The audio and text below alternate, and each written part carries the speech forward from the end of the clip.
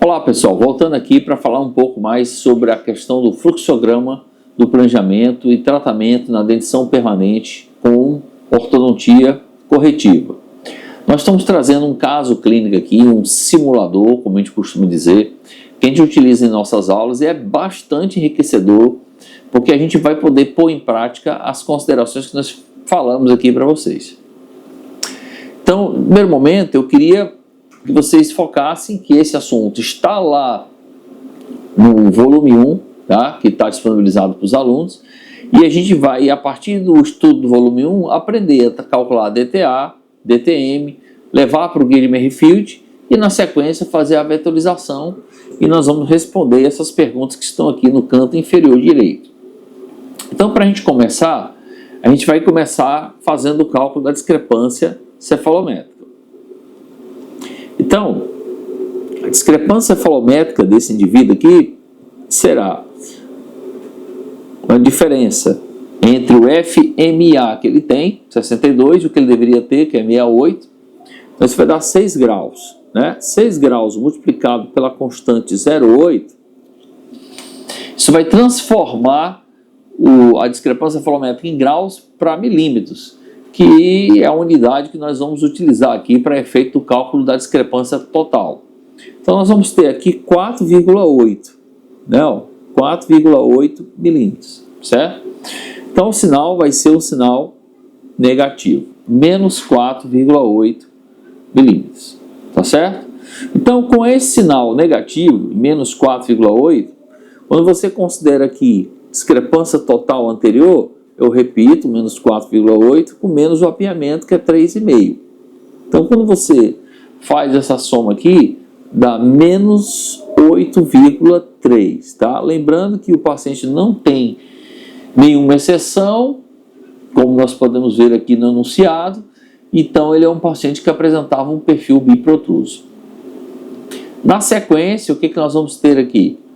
Nós vamos poder fazer a avaliação agora da DTM. Então, DTM vai ser igual a quantidade de apiamento em distal de 3 a distal de 6, que no caso aqui pelo enunciado nós temos o valor de menos 1, tá? Mais a curva de SP, que vai ser a soma das profundidades dessas curvas, que vai dar 6, dividido por 2, acrescenta 3,5. Né? Acrescenta meio, vai dar 3,5. Sempre com um sinal negativo. Então, nossa DTM aqui, ó, vai ser menos 4,5 milímetros. E aí eu quero chamar a atenção que a gente passa a ter, né, uma DTA de menos 8,3, uma DTM de menos 4,5. E aí, na hora que você vai observar lá a tabela de Merrifield, vocês vão encontrar aqui, por esses cálculos, né, duas situações possíveis. Ou nós vamos partir para a exodontia de primeiros premolares, se eu for seguir a tabela anterior, ou nós vamos partir para a exodontia de segundos premolares inferiores, tá? Se a gente for observar o Guia de Merrifield anterior. Bom, então, como eu sempre digo, isso é uma coisa boa. Se você tem duas opções, é melhor do que ter uma só, tá?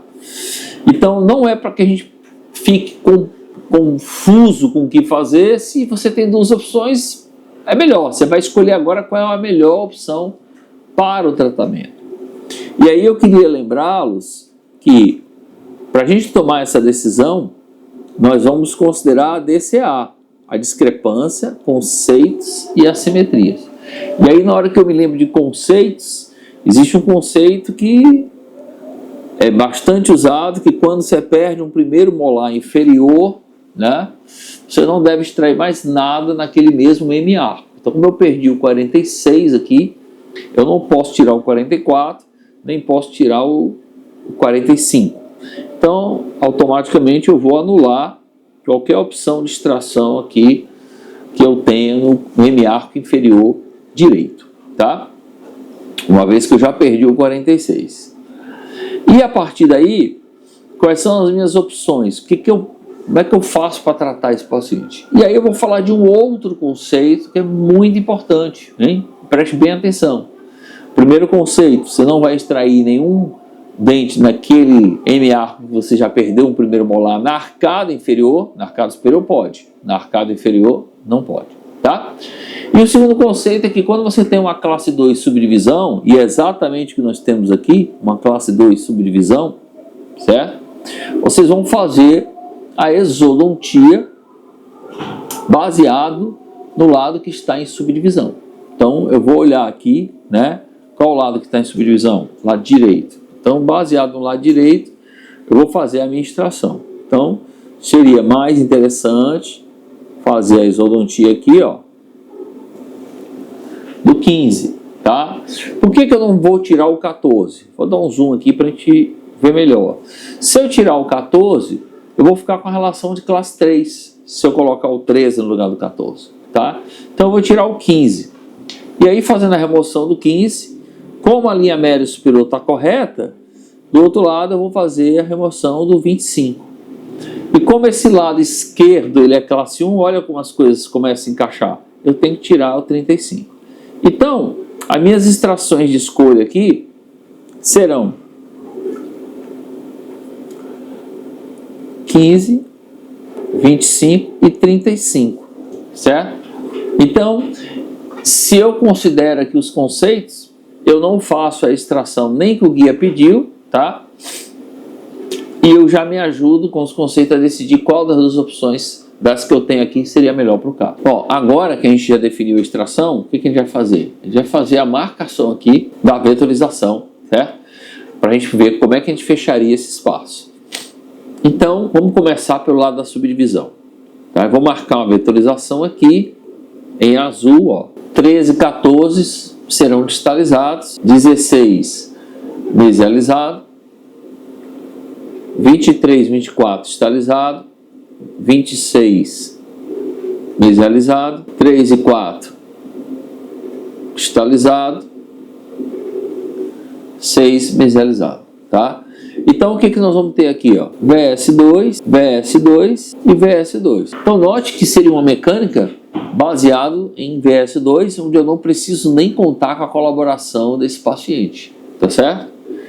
Então, respondendo a pergunta, ó, DTA e DTM corrigida, exodontia definida, nós vamos ter do lado direito um sistema VS2, nós vamos ter do lado esquerdo também dois sistemas VS2, o nosso trabalho na arcada inferior vai ser assimétrico, nosso trabalho na arcada superior vai ser simétrico. Nós vamos utilizar a técnica do arco segmentado? A resposta é sim, tá? Porque você tem aí molares para você verticalizar. Então, você tem molar para verticalizar, você vai usar a técnica do arco segmentado no início, tá? E em relação a mini implantes, para você poder fazer sua mecânica, eu não indicaria. Por quê? Porque todos os M-arcos que nós temos aqui, sistema VS2, a gente não pode usar mini implante. Só sobraria o M-arco inferior direito, que no caso vai ser só verticalizado. E é um caso para alinhador? A resposta é não. Por que não é um caso para alinhador? Porque esse paciente aqui apresenta necessidade de fechar espaços, é um caso com extração, necessidade de verticalizar molares, e esse é o tipo de situação em que o alinhador não entrega um resultado a contento. Tá? Então aqui foi uma simulação para vocês poderem acompanhar aí o passo a passo e que demonstra na prática como é que a gente utiliza aí o sistema DCA, tá? Para definir as extrações e definir também a nossa vetorização. Então, a todos, muito obrigado, até o próximo vídeo.